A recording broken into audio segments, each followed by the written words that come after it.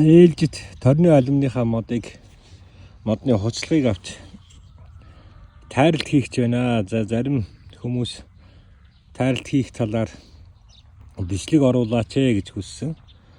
За ингээд хамгийн нэгдүгээрт ингээд нэг 2-3 жил хочиж үтсэн торны алюминий модон дээр энэ гол ишнээс ингээд босоо байдалтай ингэ ургаж байгаа. Одоо энэ мөчөр шүү дээ, энэ бүдүүн мөчөр.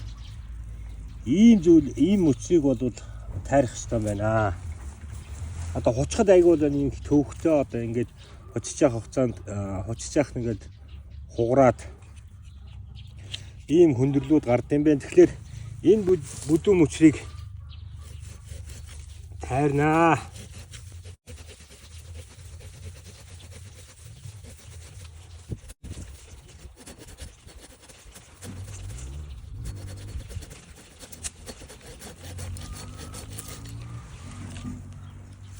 За нэлээд том мөчөр тайрагдлаа. За хоёрдугаарт нь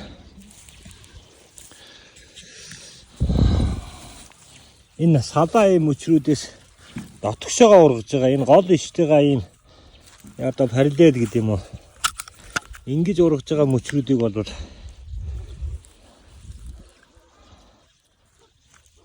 тайрч өгье.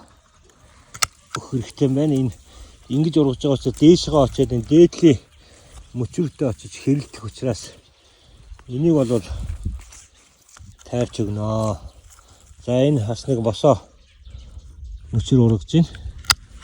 Энийг тайрчнаа.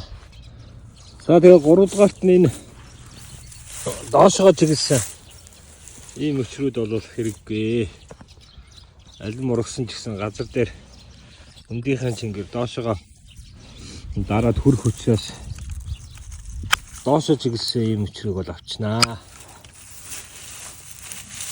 За ингээл тавсны дараа алимны мод маань нэг иймэрхүү боллоо.